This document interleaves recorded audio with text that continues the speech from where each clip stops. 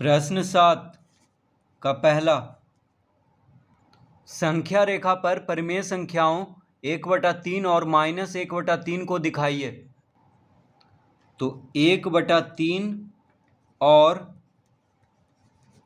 -1/3 को संख्या रेखा पर दिखाना है। तो एक सीधी रेखा खींच लेंगे पहले।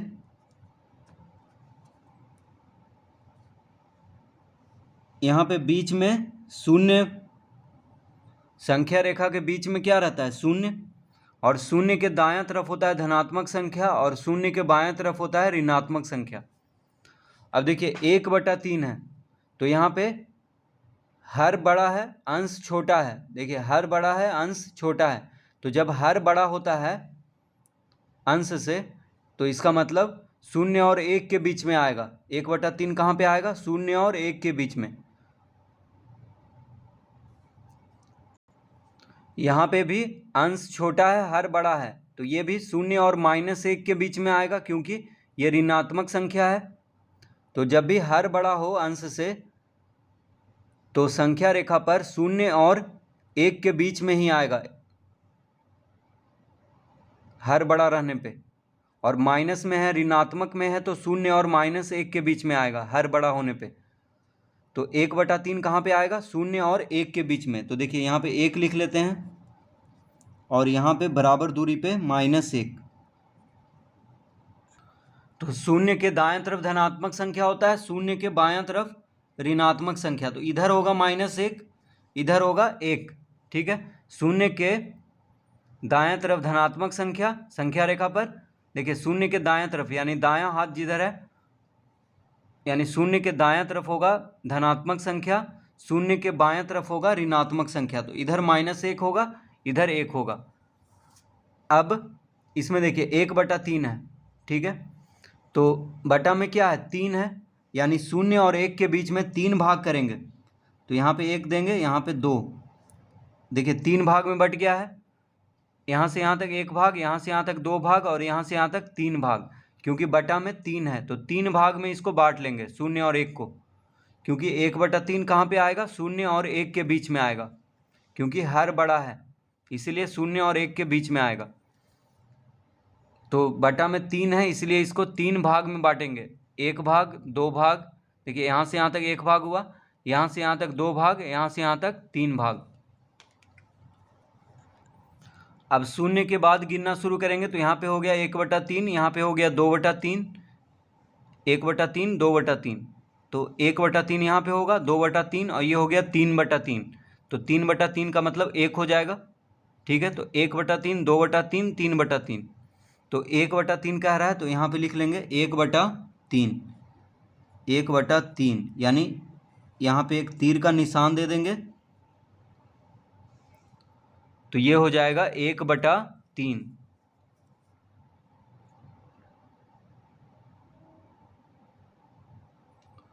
तो 1/3 संख्या रेखा पर यहाँ पे आएगा। अब -1/3 है, तो 0 और -1 के बीच में आएगा -1/3, क्योंकि हर बड़ा है। अब देखिए बटा में 3 है, तो इसको भी 2 भाग में बांट लेंगे। 1 भाग, यानी 3 भाग में बांट लेंगे। देखिए बटा में क्या है? 3 है, तो यहाँ से यहाँ तक 1 भाग हुआ, यहाँ से यहाँ तक 2 भाग, और यहाँ से यहाँ तक 3 भाग। सब बराबर दूरी पे होना चाहिए। तो 3 भाग में बांट लिए, क्योंकि बटा में क्या है? 3 है। तो 1 भाग हो गया यहाँ से यहाँ तक, दूसरा भाग हो गया यहाँ से यहाँ तक, तीसरा भाग हो गया यहाँ से यहाँ तक। सब बराबर दूरी पे होना चाहिए। अब देखिए 0 के बाद यहाँ पे हो जाएगा -1/3, 0 के पहले। फिर यहाँ पे हो जाएगा -2/3, यहाँ पे हो जाएगा -3/3। तो -3/3 तो -1 हो जाएगा। तो 0 के बाद गिनना शुरू करेंगे, तो -1/3 यहाँ पे होगा, -2/3 अगर कहता तो यहाँ पे हो जाता। तो यहाँ पे लिखेंगे -1/3, यानी इस बिंदु पे हो जाएगा -1/3। तो 1/3 इधर होगा 0 के दाएं तरफ, और 0 के बाएं तरफ यहाँ पे हो जाएगा -1/3। तो इस तरह से इसको संख्या रेखा पर दिखा देंगे।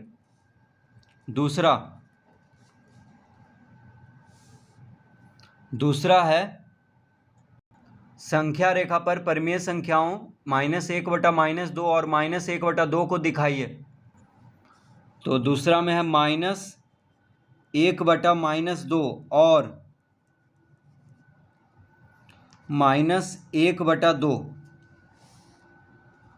तो -1/-2 को हम लिख सकते हैं 1/2 और -1/2 तो यही रह जाएगा। देखिए माइनस माइनस प्लस हो जाएगा, ठीक है।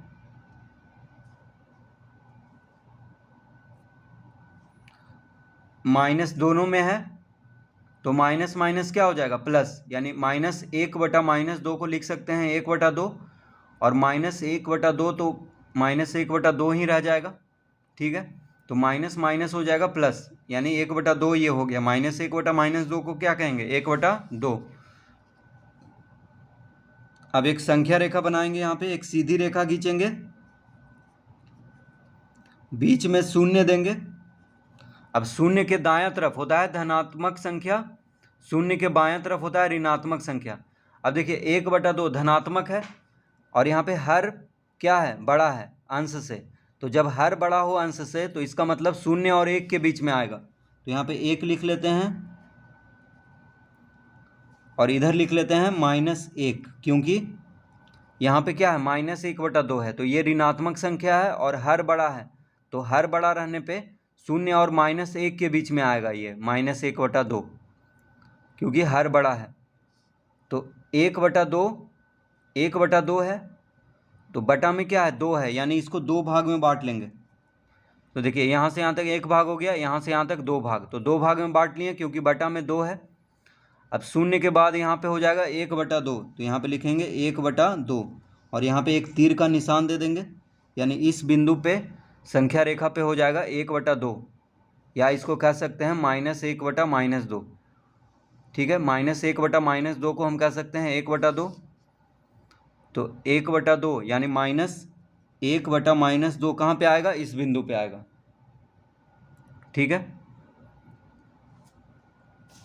क्योंकि दोनों माइनस में है तो माइनस माइनस क्या होता है प्लस, इसीलिए यहाँ पे माइनस नहीं लिखेंगे, तो माइनस हटा देंगे, क्योंकि -1/-2 हो जाएगा 1/2, माइनस माइनस प्लस, तो यहाँ पे 1/2 लिख लेंगे इस बिंदु पे।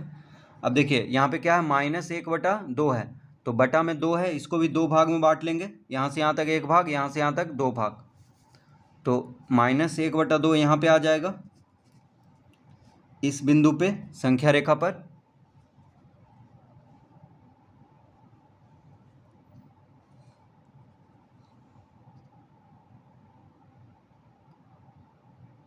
तो इस तरह से -1/-2 और -1/2 को संख्या रेखा पर दिखा देंगे। तीसरा,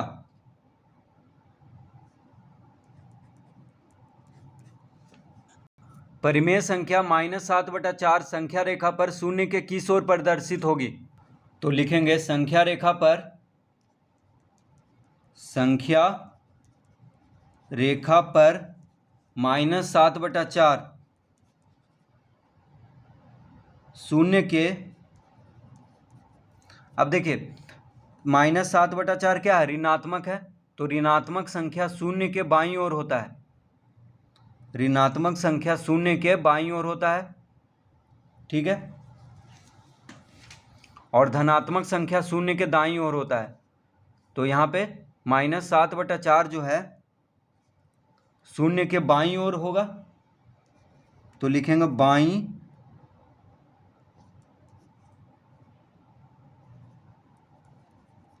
संख्या रेखा पर -7/4 शून्य के बाईं ओर प्रदर्शित